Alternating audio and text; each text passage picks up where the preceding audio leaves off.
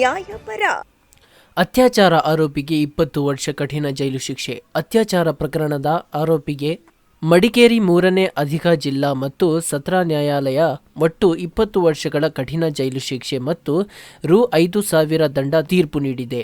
ಅಲ್ಲದೆ ದಂಡದ ಹಣವನ್ನು ಪಾವತಿಸಿದ್ದಲ್ಲೇ ಹೆಚ್ಚುವರಿಯಾಗಿ 3 ತಿಂಗಳ ಜೈಲು ಶಿಕ್ಷೆಯನ್ನು ವಿಧಿಸಲಾಗಿದೆ. ಸುಂಟಿಕೊಪ್ಪ ಪೊಲೀಸ್ ಠಾಣಾ ವ್ಯಾಪ್ತಿಯ ಹರ್ದೂರು ಗ್ರಾಮದ ಮುತ್ತಿನತೋಟ ಎಸ್ಟೇಟ್ನ ಲೈನ್ ಮನೆಯಲ್ಲಿ ವಾಸವಿರುವ ಎಂ.ವಿ. ರಮೇಶ್ ಎಂಬಾತನೇ ಅತ್ಯಾಚಾರದ ಆರೋಪಿದಡಿಯಲ್ಲಿ ಶಿಕ್ಷೆಗೆ ಒಳಗಾದವನಾಗಿದ್ದಾನೆ.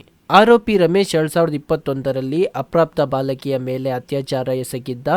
ಆಕೆಯ ಪೋಷಕರು ರಮೇಶನ ವಿರುದ್ಧ ಸುಂಟಿಕೊಪ್ಪ ಪೊಲೀಸ್ ಠಾಣೆಯಲ್ಲಿ ದೂರು ದಾಖಲಿಸಿದ್ದರು. ಪೊಲೀಸರು ರಮೇಶನ್ನು ಬಂಧಿಸಿ ನ್ಯಾಯಾಲಯಕ್ಕೆ ಹಾಜರುಪಡಿಸಿದ್ದರು.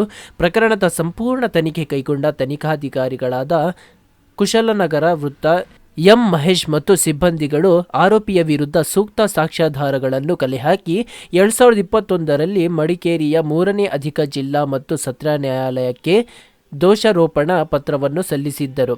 ಮಡಿಕೇರಿಯ 3ನೇ ಅಧಿಕ ಜಿಲ್ಲಾ ಮತ್ತು ಸತ್ರ ನ್ಯಾಯಾಲಯದ ನ್ಯಾಯಾಧೀಶರಾದ ಸಿ.ಕೆ. ಬಸವರಾಜು ಅವರು ಪ್ರಕರಣದ ವಿಚಾರಣೆಯನ್ನು ನಡೆಸಿ 2025ರ ಜನವರಿ 17ರಂದು ಆರೋಪಿ ರಮೇಶನಿಗೆ ಒಟ್ಟು 20 ವರ್ಷಗಳ ಕಠಿಣ ಜೈಲು ಶಿಕ್ಷೆ ಹಾಗೂ ರೂ. 5,000 ದಂಡ ಹಾಗೂ ದಂಡದ ಮೊತ್ತವನ್ನು ಪಾವತಿಸಿದ್ದಲ್ಲಿ 3 ತಿಂಗಳ ಜೈಲು ಶಿಕ್ಷೆಯನ್ನು ವಿಧಿಸಿ ತೀರ್ಪು ನೀಡಿದ್ದಾರೆ.